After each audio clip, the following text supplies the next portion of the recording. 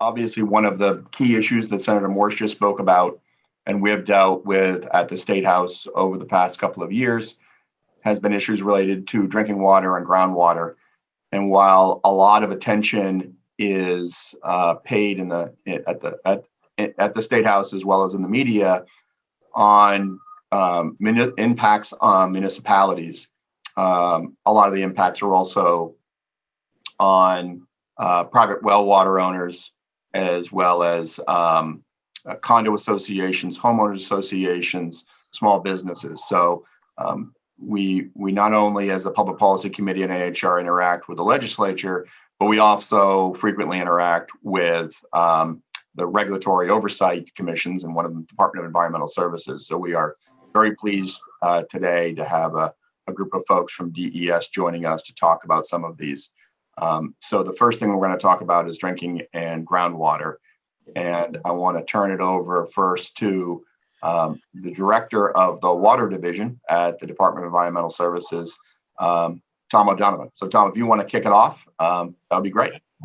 Absolutely, Bob. Thanks very much. Thanks for having us in today. We really appreciate it. And the opportunity to listen to the governor and Senator Morse discuss these key issues in detail was incredibly valuable for us. We don't often get a chance to hear them direct like that. So that was really helpful. Congratulations on a great year in the real estate market. We're watching that closely. We see a lot of the implications for that or for water across the state. And Bob and Chris, what we really appreciate is the opportunity to come to the table with you today, present some of the key things that are going on in water, to build on the points the governor and the senator made, and then hear your questions. And if we can't answer them today, we'll take them back and see what we can do with them and bring the answers back to you. As director, I am responsible for all the different programs that the governor and the senator laid out in terms of water, everything from dams to drinking water, to groundwater, to surface water, to wastewater, and to Winnipesaukee River Basin program, and of course to wetlands and shoreline protection, AOT, and subsurface. Those are all the areas that Water Division has a role in. So what I've done is, let me see if I can get my slides up here real quick. Oh, can you give me a slide capability, Bob? Is that okay? Nicole, does he? I think you might already have it. If you go to share screen, does he? Yeah, it says host participants. Oh. Yeah. Hold on one second. Absolutely. Yeah, this is one of the beauties of the COVID years, that we can get together like this really effectively and fast. One of the challenges, of course, is you got to push through the digital dams, if you will.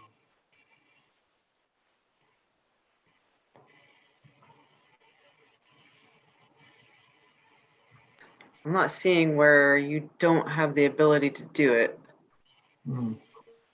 Okay, Brandon, do you have share screen capability? Can you put my slides up from your side? It's showing I do. Let me. Thanks. Okay. This is what we've also learned in the COVID digital age. Okay, you should be able to do it now. Okay, thanks. Yep, there we go. Wonderful. All right, let me know when what you're seeing. We can see your screen. Okay, and what do you see? Mountain climber. Oh dear. Okay. All right. Yeah, that was way back when I was younger. All right, how about now? Yep, we see the first screen. The first. There we go. All right, so great. So what I've done is, what we've done at Bob and Chris's suggestion is we've brought a team together of key folks working in these different areas. And what I really appreciate, Bob and Chris, is the key topics you've asked us to talk about that show that you understand the interrelationship very, very clearly of water in both its form, clean water and wastewater, drinking water and so on, and recreation water, and the role of property values. And that's an area you continue to educate us on, and we appreciate it. And we continue to try to inform you on the things we're doing.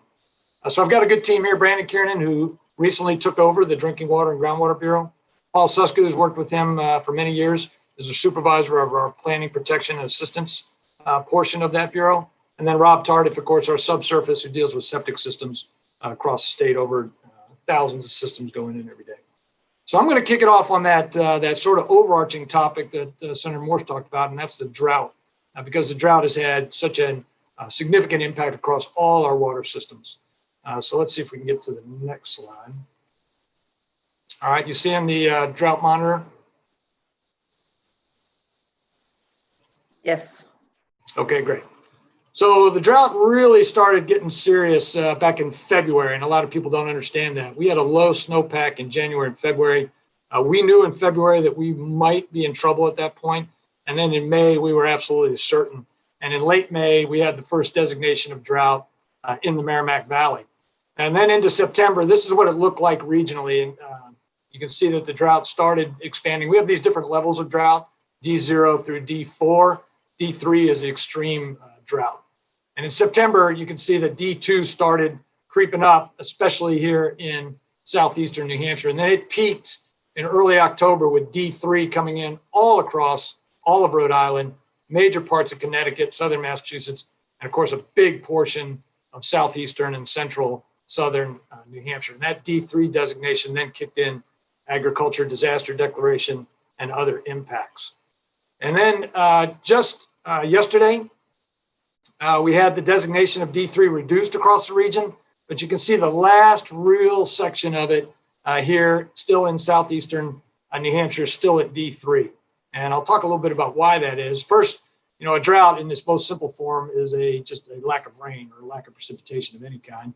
And we had that. At one point, we were down 10 inches short since May to November in Concord area at the Merrimack and the headwaters of many of these coastal rivers. 10-inch shortfall over that 6 months or so is a substantial shortage of water.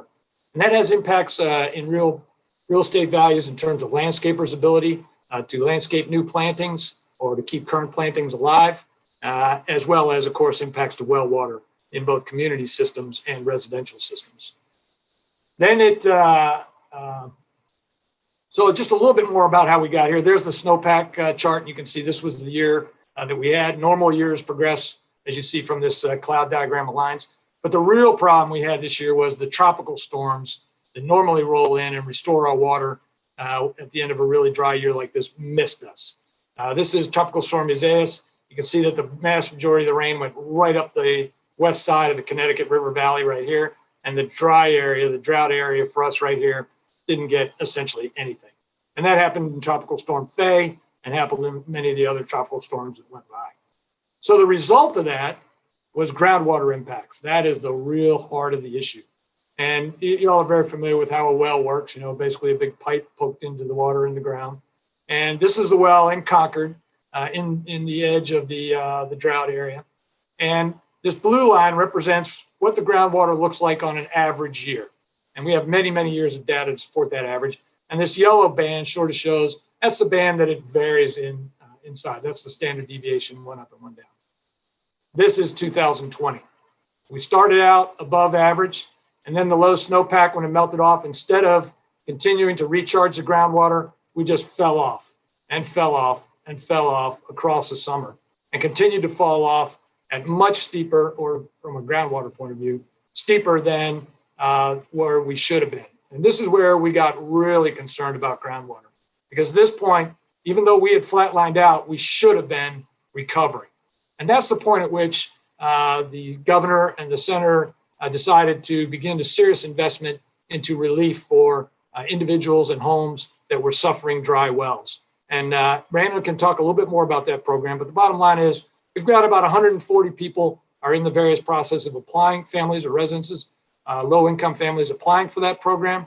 We had our first, on Tuesday, we had our first well drilled deeper or replacement well to get deeper and get to water that was majority funded by the trust fund. And so big progress on that whole relief area for emergency drought assistance. And of course, let's look at community water systems impacts. At the height of the drought, back in October, as I mentioned to you, we had over 160 community water systems and 7 municipalities with water restrictions in place. And as you know, water restrictions have an impact on property values also in very substantial ways, in many substantial ways. So that's about 400,000 people total that were impacted, a very substantial proportion of the state. You can see the water systems that had these restrictions in place here in the drought zone. And we also saw rivers that were impacted that had to put in place actions, water management actions, water plan management actions to address shortfalls in those rivers. And I can talk about that in detail if you want. And then we also had agricultural impacts, which were substantial and resulted in agricultural disaster declaration. And as you know, the fire danger got very substantial, and the governor had to declare a moratorium on any ignition sources in public places to prevent fire. And that turned out to be very, very effective. Now, just briefly, what I want to mention is how does this drought fit into the big picture, the history of droughts in New Hampshire? So this chart's basically a chart that shows how much water left New Hampshire in the years 1901 to 2019. So it's sort of a bathtub chart. You stand in the shower, all the water's coming in from different places into the bathtub. But if you measure the water going out of the bathtub, that tells you really how much water you had in the state in that given year. So it's a very simple measure. And so you can see that we had years that were above average. The green line is the average. So we had years that were above average for water coming out and below average. In 2016, though, we had multiple years below average. And in 2002, 2003, we had multiple years even further below average than that. And then we have the most serious droughts, were the droughts of 64, 66, where we had really serious impacts. The Merrimack River essentially went dry, and groundwater levels were just phenomenally low. Now, we were a very different state then. We only had half the population we have now. We had very little major industry in the state. A very, very different state than we are, very, very rural at that time. So the impacts, while severe, were not as severe as if we experienced one of these droughts today. That would be very substantial. We have, though, because of the droughts in 02, 03, and 16, we have seen substantial improvements in our resiliency, as we call it, of the infrastructure that the governor and the senator were talking about. Many of our water systems have deeper wells, multiple wells, and increased improvements in their resistance to drought. Some don't.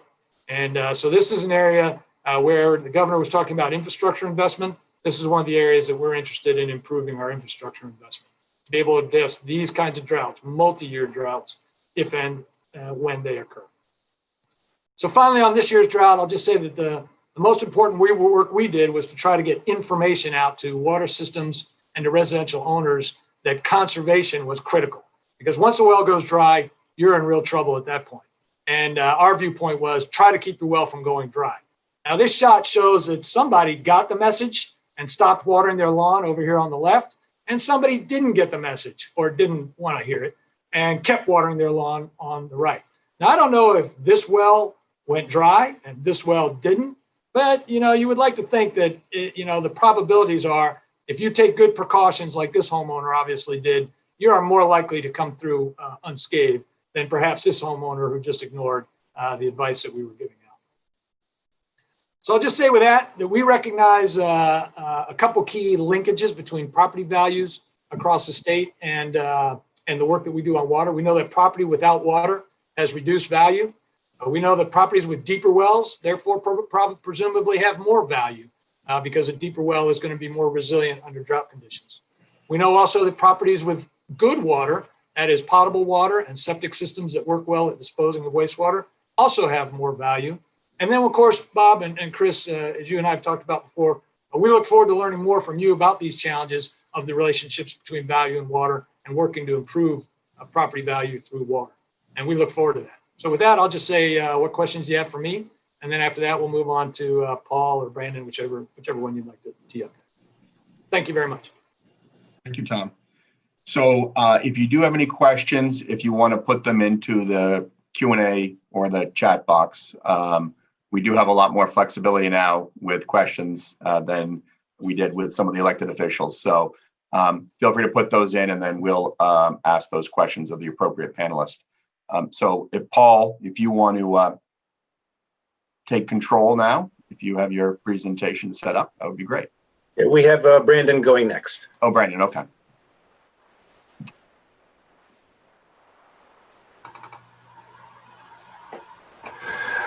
Good morning, everyone. Thank you for attending and listening to our discussion on water resources in New Hampshire. Today, I'm going to talk about a couple of topics that I think most realtors are interested in. And one is small community water system challenges and what opportunities are there for assistance. And then two, we'll give a brief update on PFAS in New Hampshire. There's a lot of information that goes into both these topics, and I'd be happy to follow up after today with more detailed discussions.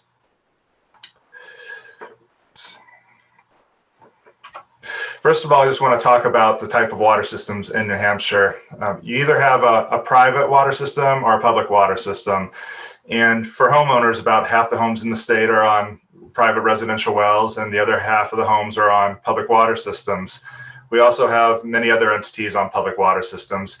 Public water systems represent many types of water systems in New Hampshire. You can have a community water system, and that's where homes are connected to a system, either at a homeowner association, a mobile home park, or like the city of Portsmouth. And so that's a community water system where people live there and drink the water every day. We also have another category called non-community water system. And those systems are basically if you are drinking water, but you don't reside at that location, and you can have a non-transient system that could be like a school or workplace where the same people are going to the same place on a regular basis and drinking the water, or a transient system. Generally, the trigger for being a public water system in general is if you're serving more than 25 people water at least 60 days a year, and then the definitions get a little more complex to fall into these different categories. The level of regulation increases from the transit system, where different people are drinking the different water every day, to the community system, where people are drinking the same water every day. In New Hampshire, we have about 700 community water systems. But what's interesting to note is that while the majority of people get their water from large water systems, as you can see here by the population served and the number of people served by them, we only have 41 large water systems. On the other end of the spectrum, if you look at small water systems where 100 people or less are served, we have over 300 systems. The thing that you need to know, though, is that all community water systems are generally subject to the same type of regulations, no matter what size you are. And so, as we'll talk about a little bit, that poses some challenges for these smaller water systems that don't have the financial and technical capacity that a larger system might have. When you're a small water system, as I mentioned, you have to do all the same things as a large system does, and you have the same challenges. You have aging infrastructure, but you don't necessarily have a capital improvement plan. You may have a system that was built in the 60s that is supporting 30 homes, and you may not know where the pipes are, or the pipes may be very shallow and maybe very leaky because back in the 60s, the design standards weren't the same, but you don't really have the mechanism to pay for fixing those problems now as they start really starting to occur. You may have water sources that have quantity issues that need treatment, but you don't have the customer base to really drive the cost of that treatment down per capita. Instead of having licensed professionals and certified operators running the system that are paid very well to do it day in and day out, you have volunteers or part-time employees to do the work. And so running the system becomes much harder. And often these small community water systems are run by volunteers who move or get busy or have enough of running a water system and move on. And so there's a lot of turnover and management of these smaller water systems. And just generally speaking, it's really hard for these systems to really figure out how to price their water and pay for it so that they can keep up with the regulatory requirements of today, but also the investments they need to do to maintain that system for the future. At the state, we try to do a lot to help small community water systems. We actually have a pretty detailed report talking about the technical assistance we provide to increase capacity, but we have grants, loans, we have engineers that provide technical assistance. We also have policies that we try to implement to help small systems. New Hampshire is one of the only states in New England, for example, that will let us, a small water system, install point of use treatment to meet regulatory requirements. So instead of a small system needing to put in treatment that may cost them $500,000 for 25 units and build a building and maintain that at the O&M in perpetuity, we'll allow them, if it has to be this way, to put in point of treatment, to put filters on the kitchen sink for these units, which will be much cheaper and maybe even more effective. It creates a lot of logistical challenges for DES because instead of regulating one well now, we're now regulating 25 units and making sure the water quality is good there. And that's a long-term commitment. But those are the kind of things we try doing to help small community water systems. We also promote consolidation and use of grants for connection of small systems to large systems as those large systems build out and the opportunity arises to connect to those large systems. We can't force it, but we can certainly encourage it and provide incentives. Just to go over some of the grants that we provide out there for community water systems, and that includes homeowner associations. There's community block grants that can fund up to $500,000, 50% of a project for low to moderate income household water systems. There's a trust fund that Senator Morse has done a wonderful job running that he mentioned before, and the governor as well. And then there's also USDA emergency grants. We also have grants for specific activities for these small systems that are really useful. We have storage tank inspection grants that can cover up to half the cost of a tank inspection. And these are critical. Even these small systems will have 5, 10, 20,000 gallon tanks, many of them built in the 60s and 70s, that may have used up their useful lifetime and warrant inspections and improvements or replacement. We have leak detection surveys, which are really critical for these small systems, because again, many of them were built before there were strong design standards. And so you have very leaky systems that need to be addressed. You need to find the leaks and replace it so that you're not drying up wells. And the source water protection grants to protect the security of a well and the water quality of a well. And we also have asset management and then grants associated with gasoline contamination that are available to small systems. For loans, we do have a couple loan programs, both the trust fund that Senator Morse mentioned before, but then also the state drinking water, state revolving loan fund, which can include loan forgiveness for small water systems. There's also many loan programs at USDA. And just to give you an example of some of the loans that we've provided to small systems, this is just from last year. You can see the name of the water systems, the number of people that are served, and how much they got relative to the loan, and also forgiveness of their loan. So this is a really important program. As you can see, these are relatively small populations that are incurring some large costs to improve their water system. And so this makes, by providing these low interest loans over a 20, 30-year time period and providing loan forgiveness, it makes it feasible for them to implement these improvements to meet regulatory requirements. Similarly, we have a summary from last year of the grants and loans that were provided to small water systems from the trust fund that Senator Morse chairs. And so you can see a significant number of grants were provided to these small water systems to make various improvements, either with their water source or their infrastructure. So switching gears, I'm just going to give a brief update of PFAS. This is certainly an issue realtors would want to know about in southern New Hampshire. Unfortunately, we had 3 air emission sites that emitted PFAS that contaminated groundwater over up to, you could say, up to 100 square miles at this point. And unfortunately, that's within the population center of the state, so the impacts are pretty substantial. First of all, I'll just give a quick overview of PFAS. It's essentially that Teflon chemical you've heard about through your life. It can be things in your home that coat carpet to keep it from staining, to ski wax, to even things that are like used to wrap your food and microwave popcorn and things like that. There's also many industrial uses of it, as you can see on the right-hand side. One of the big ones being certain firefighting foams. Not all firefighting foams, but anytime a foam is used to address a fire around a fuel source, it's generally a Class B foam, and these are made out of PFAS. In New Hampshire, the legislature adopted MCLs into state law, and so we have standards for 4 PFAS. There's thousands of PFAS chemicals. We have standards for 4 at this time, and these standards are based on these various health concerns associated with these chemicals at these levels. I will note that we're not unusual at this point in having a state standard. Massachusetts has standards, Vermont has standards, Michigan also does, New York does, and they're all within the same ballpark. And so it's becoming pretty common for states to make their own standards for PFAS for drinking water at this point. And as you can see from this map, PFAS is a real issue for this state. This is a summary of data statewide, and anything that's yellow or red there shows where there's an exceedance of PFAS in groundwater. You can see down in southern New Hampshire in the Amherst, Merrimack, Litchfield, Bedford, Hudson area, and Londonderry area, where there's substantial contamination, primarily, but not always associated with the air emission sites. But statewide, we have sources of PFAS all over the place, from old landfills to industrial sites to where there were tanker truck rollovers and firefighting foam applied. And our public water systems are now sampling because of the MCLs, and the results are still coming in, but we're seeing about a 7 to 8% exceedance rate for PFAS in our public water system sources. This could be a well for the city of Dover, or for a well for the school, or a well for a homeowner association.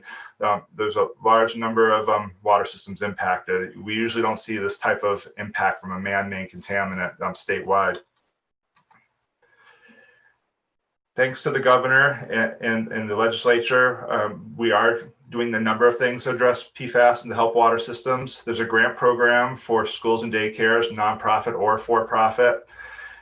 There's also a PFAS remediation loan fund of $50 million, where there'll be a low interest loan program for water systems that have contamination. There's going to be loan forgiveness as part of that program, and there's also going to be reimbursement pending the outcome of substantial litigation that's going on between the Department of Justice and the makers of PFAS and the manufacturers of PFAS. And just to give you an idea of what the loan fund will consist of, immediately there'll be 10% loan principal forgiveness for these water systems. And then, again, depending on litigation, there'll be a lot more reimbursement if we get funds from that. The rules are currently being developed for this program. They should be finalized within the next month or so. And with that, I'll turn it over to Paul, unless there's any questions at this time. Paul, do you want to pick it up and we can do Q&A at the end of your presentation? Sure. Brandon, you'll stop sharing your screen. I'll be able to share mine. Are we all set? Okay. So I'm going to provide a quick update on two related topics. New Hampshire's new standard or regulatory limit for arsenic in public water systems, and also our guidance regarding private well testing and treatment. The two topics overlap, since arsenic is an important contaminant of concern in private wells. But here the shading just represents that the only area that's actually regulated is arsenic in the public water systems. So why special attention being given to Paul? Yeah. If you're sharing your screen, I don't think we're seeing it. Okay, let me try that again.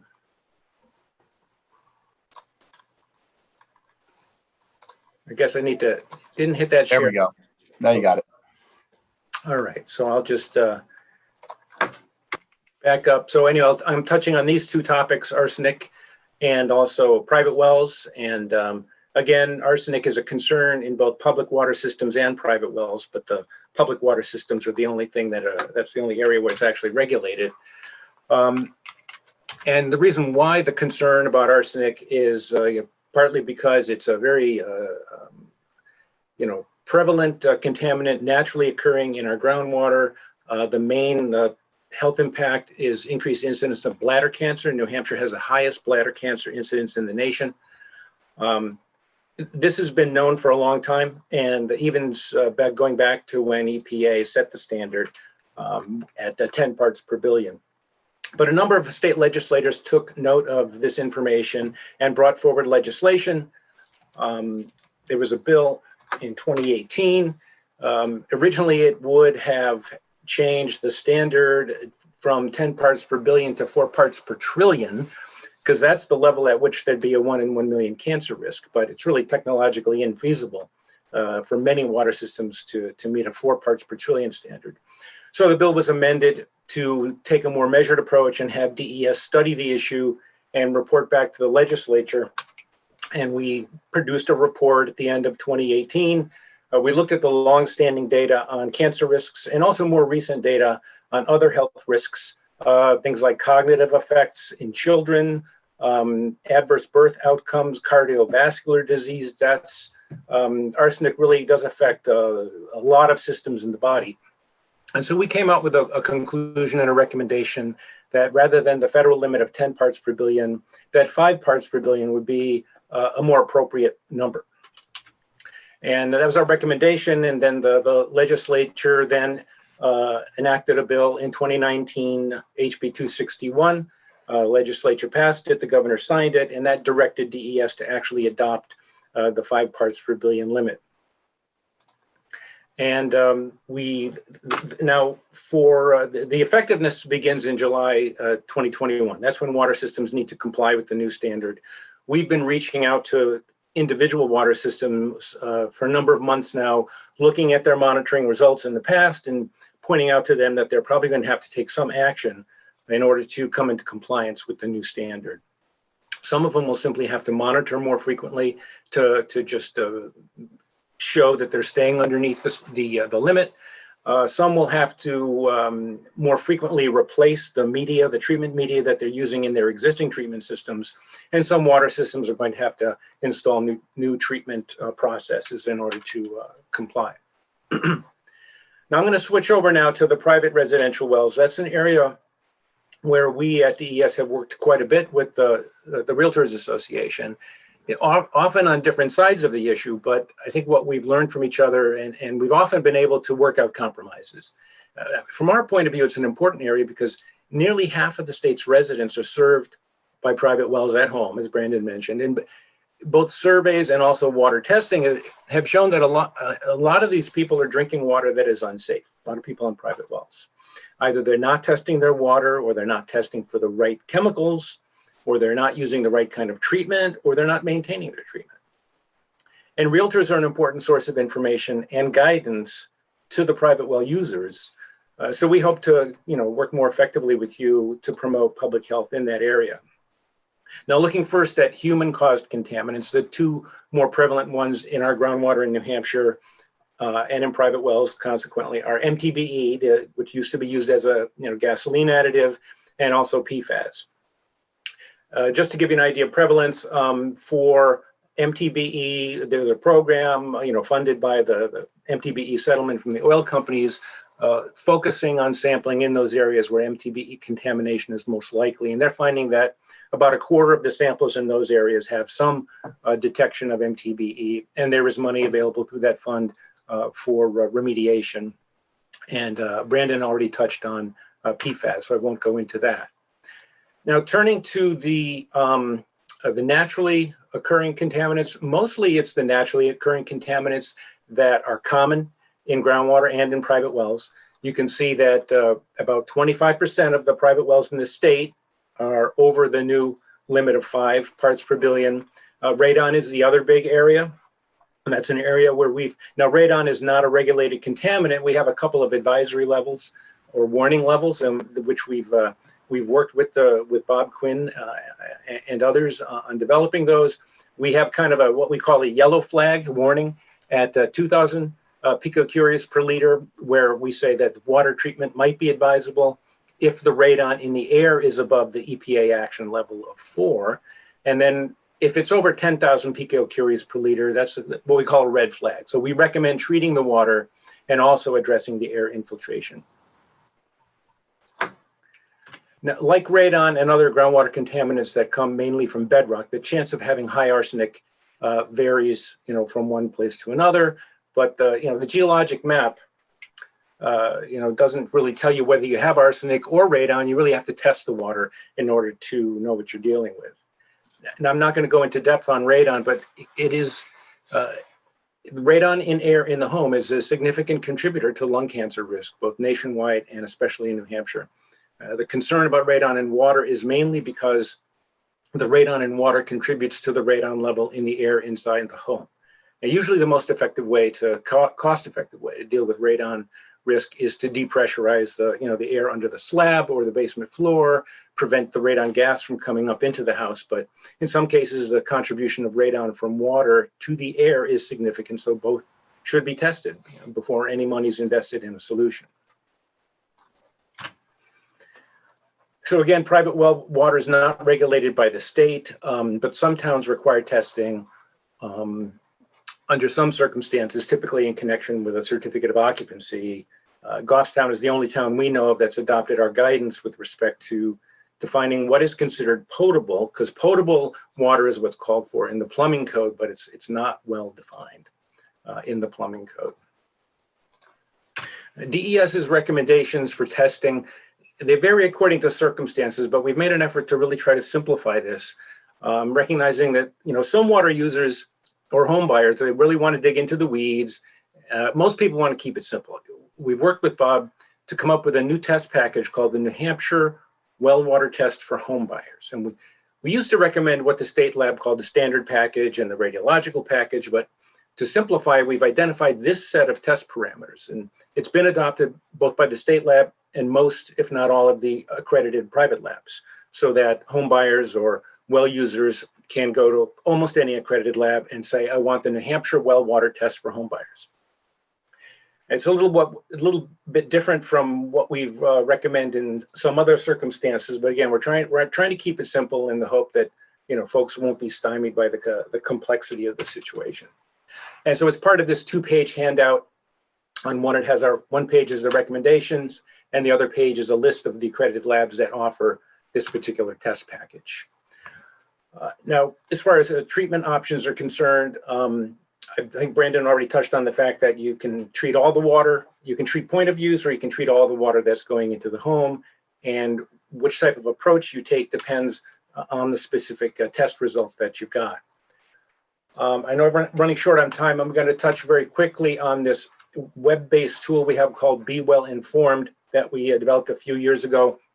And this is so that home buyers or well users, once they get their test results, they can understand what they actually mean. They go to this website. You can just search for NHDES, Be Well Informed, and the user would input into the tool their test results from the lab.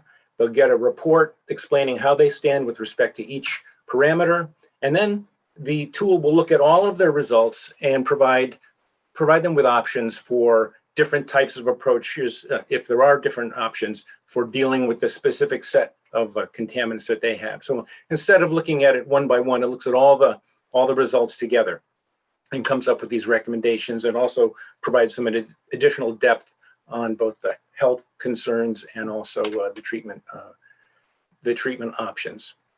Just briefly, as far as drought is concerned, folks buying homes should be aware that dug wells experience the greatest impact during the drought. Private wells might not support irrigation systems during droughts, and so there should be some thought given to what's going to happen in the next drought if I'm buying a home with a dug well or a shallow bedrock well. And that's it. If we have time for questions. Great. Thank you, Tom, Paul, Brandon. Yeah, we do have a couple of questions. So the first from Dave Hennessy. Dave mentions that everything that he's seen so far on arsenic talks about it being a naturally occurring contaminant, but weren't large plumes of arsenic in Pelham, Wyndham, and some other towns coincide with apple orchards where arsenic was used as a pesticide? And are those being mapped, and are advisories available for those areas? Well, sometimes discharges to groundwater, even if they don't contain arsenic, can also cause the mobilization of arsenic that is naturally occurring. And that's true. Arsenic, was used as a component in pesticides in apple orchards. But statewide, the big picture, there's been a really thorough analysis of what are both the land use factors and the geologic factors that best predict whether or not you've got a high likelihood of arsenic. And by far, it's the geologic factors rather than land use. As far as specific plumes, I can't speak to that. I'm not aware of those. I don't know if Brandon is or not. No, I'm not aware of any active waste site associated with those old land use activities. The bottom line is you need to test your water to see if you have arsenic or not, no matter what the source might be. And Paul, could you just share with the Be Well Informed website address again? Yeah, if you just search the web for NHDES, Be Well Informed, and any lab report from almost any lab doing private well work should also include, a tip-off pointing people to that resource. If they don't, let us know, and we'll call the lab and ask them to make that change. And are community wells, which have been tested for PFAS or arsenic, so the public water, is that information available publicly? Could someone go find a list of those and get the test results? For PFAS, we actually do update a list twice a year. It's on our website. The legislature makes us report the water system results for PFAS. And so I'd be happy to send that link to you, and you could send it out if you'd like. As far as arsenic goes, we've made a number of lists over time showing systems that have elevated arsenic, and we could easily produce a list of all arsenic results for community water systems. It's all in a database. If a private well owner or a community project has questions regarding assistance or potential financial help with a project, who at DES can they contact, or should they contact first? They can contact the Drinking Water Groundwater Bureau. Cindy Clevens is the engineer that leads small community water systems. All right, let me just check one more time to see if there are any more questions.